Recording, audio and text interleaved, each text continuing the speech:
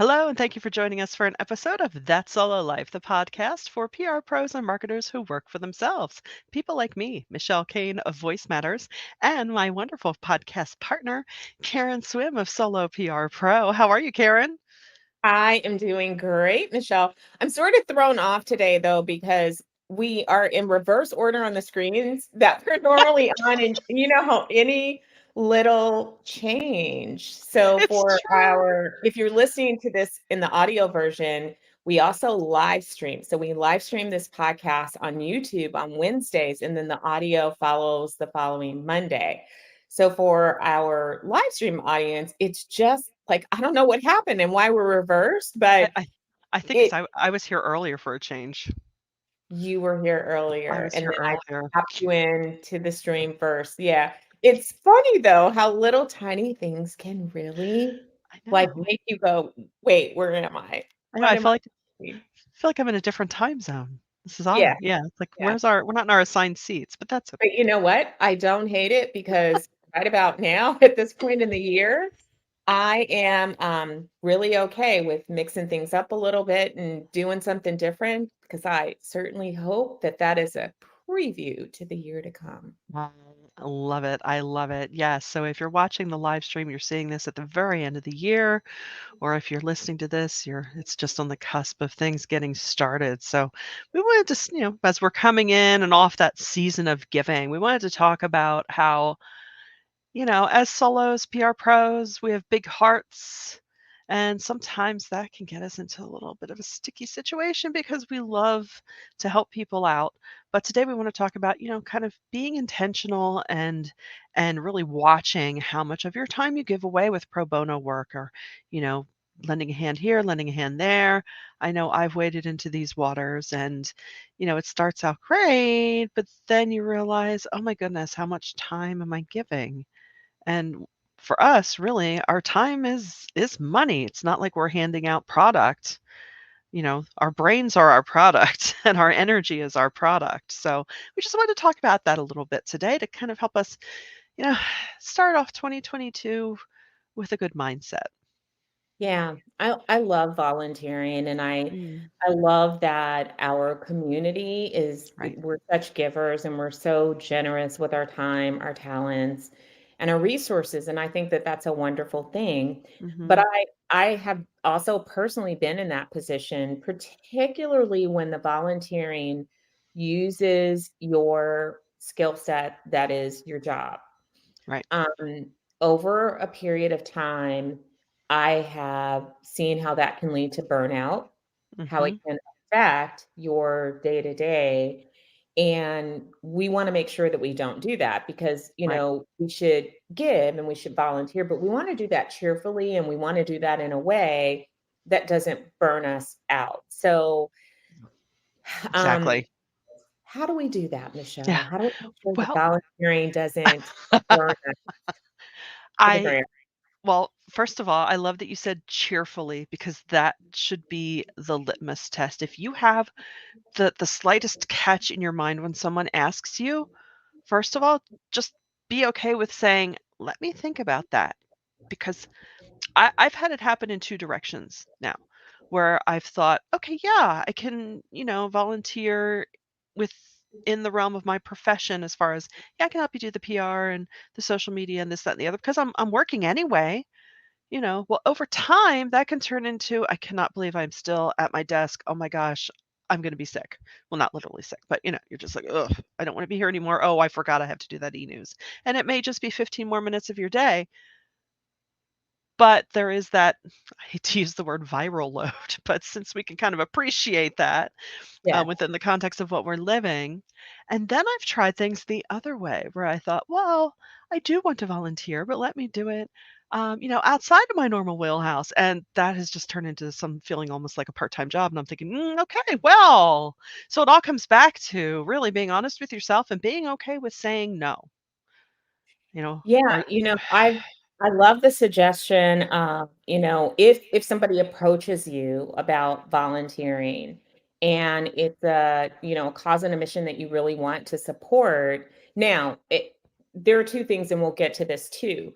Sometimes you are in the context of trying to develop a professional relationship Right. That's true. and you're asked to volunteer your time. We're going to take that Mm, separately and we'll tackle that today. Right now, mhm. we're talking about true volunteering where Right. you're not being volunteered, but you're volunteering.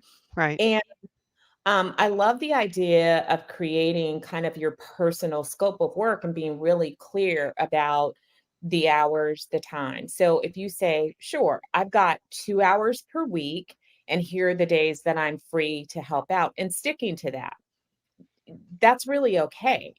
And when you think about it, if you were an employee, you would not just leave your calendar completely open and say, "Oh, I can work whenever you wanna work." And so I think it is really important to set some clear boundaries, to really be thoughtful. If you have an hour a week, you have an hour of week. That's an hour of week that really is truly beneficial to whatever organization you're volunteering with because you are still giving back. So I Mhm. think that we have to rid ourselves of the notion of giving back means taking on absolutely everything. Right. And that's so easy for people like us because we're generous, because we're giving, because we're smart, and we have a lot of skill sets. You can easily find yourself taking on a second job volunteering, and Mhm.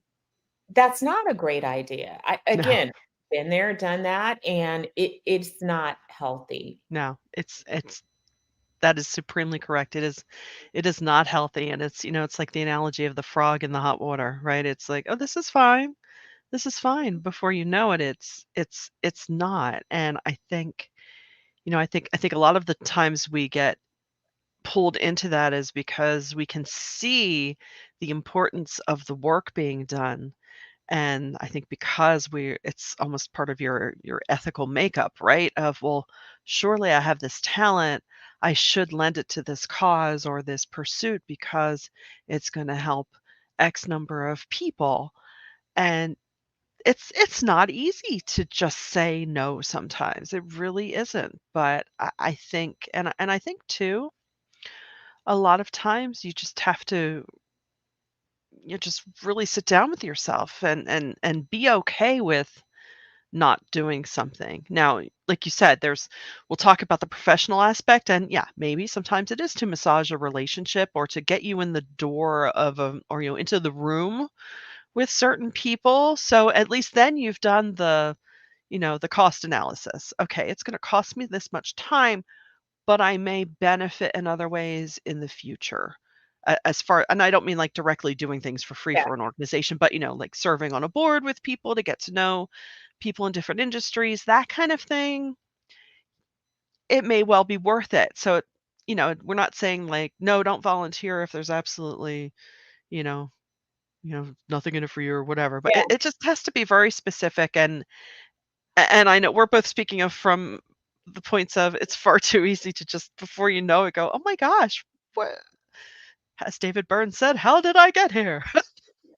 definitely. And so for me, this is kind of my and you may everybody has their own way, so there's no wrong answers here, but Mhm, through trial and error, the way that I now approach volunteering is I completely separate work from it. mhm, Doesn't mean that I'm separating my skill sets, but volunteering has nothing to do with work for me. So I do not volunteer because I'm trying to get my foot in the door for a new industry. I do mhm, not volunteer because I specifically want to meet a person or and those are all great benefits of volunteering is that you are around a different group of people. So those are mhm, natural benefits. I volunteer because I truly have a passion for whatever that organization is doing. right, And it's something that's important to me, and I want to be a part of the solution. And that is my only consideration. And then I think about time. Now, I right, have lots of things that I care about. And so I go through the things that I care about. Sometimes that means supporting them financially. Sometimes it means supporting them by spreading word of something they're doing. Other times that means actually giving my time and maybe time and money and all of those things. But I really and the reason I separated is because I've seen over the years and I early on made these same mistakes, but I've seen people volunteer, and it doesn't mean that they don't care about the cause, but they volunteer because they believe that it's going to be a means to an end. Mm. I've Mhm. heard people even say that, they were in talks with an organization and the organization has a great mission, but they don't have the money right now. So they're asking you to volunteer or work at a very reduced rate with hopes of turning it around. Let me caution you, that will never happen. Yep. And you have and I'm saying never because you have to really think that in your mind. I'm not Right.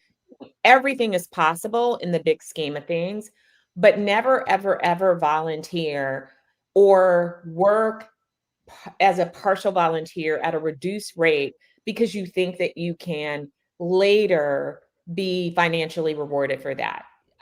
You will be disappointed 99% of the time. Um, Absolutely. so I say stay away from that type of volunteering because it's really not volunteering. It's really a forced volunteerism. It's Right. not like you sought out that agency and said, "Hey, I'd love to, help." You really were in the mindset of developing work for yourself. And it just like when you take a client and you negotiate a lower rate, thinking that over time you'll be able to get the budget up, you won't. Mm-mm. No, no, it's so true. It reminds me of Go hire somebody else at a higher price yeah, before they yeah, give you extra budget. yeah. That's And the way that it works. yep. And my my mom had this terrible experience a few years ago. She interviewed for a job, and I run this through my mind because our immediate reaction was outrage. So I think, well, you have to apply this to yourself too. She had an interview for a job, and the person had the audacity to say, and I'm thinking, I don't even think that's legal. Uh, let's try something different. Why don't you just come in for a couple of weeks and, do the job unpaid and we'll see if that works. Yes, I see your face. And listeners, you're probably going, say what now? Yeah. I said, how that worked out for them. I said, what did you say? Hi, I'd like you to come work for free. I said, not only is that just totally inappropriate, hello, liability? Like, you're not their employee, so you're not under their, sovereignty in any way. So you could just trash the place and be like, "It's okay, they asked me to be here." Yeah. So I I have that unfortunate incident that she experienced in the back of my mind if that ever comes up, because guess what? We're the same way. Well, not that we're going to be someone's employee, but we're our own employee, so we need to look out for ourselves and make sure you get paid and get paid what you're worth. And I will say it does take that time. It does take having the years under your belt. It really does of being in business. That makes it easier. And if you're only a couple of years in and you're like, "Pff, I've got that down," then awesome. I am so happy for you. Um, but it can take time because, you know, as we said, we are givers and we have a passion about, communicating things that people need to know about. So it can be very hard, but you really need to do that cost analysis down the road of, do I still want to be doing this a year from now, 2 years from now? And really what you were getting into about being approached to do the work when someone doesn't have a budget, and I know we discussed this in the group too, and someone brought up the very good point of, "Oh, I bet they're paying their attorneys, and I'm sure they're paying their other professionals." So, no, no. Because you establish your value, and if Yes. you have to really let that sink in. Please let this be the year that you really internalize it, that you put it on a post-it note, that you keep that top of mind, that you remind yourself, that you affirm yourself every day, that you establish your value. Other Mhm, people don't do that for you. You don't need to be validated by others. You need to first value yourself and set your value in the marketplace. And when you do that, you will get better at saying no when someone tries to devalue you. And here's mhm, the thing, let's just pick a random number. If you charge 250 an hour and somebody asks you to volunteer for $100 an hour, they see your value at $100 an hour. How do you ever expect to get them up to your real price? They're not going to do that. Why would they? Are you going to give them $150 less of work? per hour? Are Mhm. you going to no, you're not. You're gonna do what you do because it's impossible for you to say, "Well, I'm just gonna work half as hard," or "I'm only gonna share, 20% of what I really know." No, you're gonna go hard and you're gonna do the work. And Mhm. so 6 months down the line when you're like, "Okay, I really gave you a reduced rate. Do you really think that this company is going to pay you more for what they're already getting?" Yeah. Um, so you have to go into these relationships and with that, with that mindset that you really do need to charge what you charge in all situations. And it's so funny because this comes up so much from Mm. so many independents. Like, this company, we were in talks and they're so Yeah. great and I love their mission. I love a lot of companies' mission, but I don't work for free and neither should you. I No. do. There are a lot of companies that I love and I love what they do.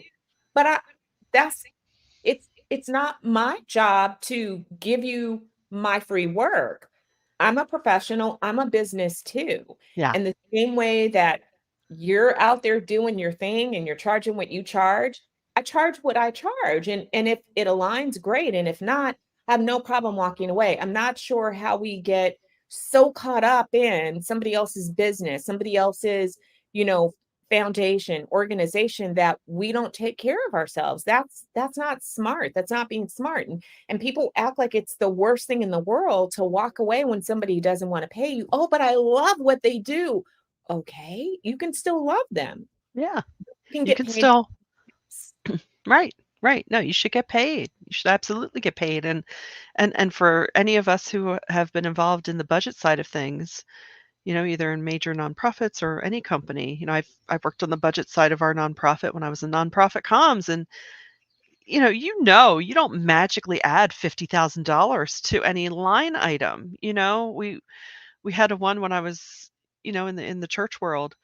We had a very wise property elder who, even though we were gifted our fuel for the year, he's like, put that cash amount in there because, one day that person may say, sorry, I can no longer do this, or you have a fault. You don't know. You don't want to be sitting there going, oh, well, Yes. or, or if a big rental comes through for that year, you think, well, let's not count on this.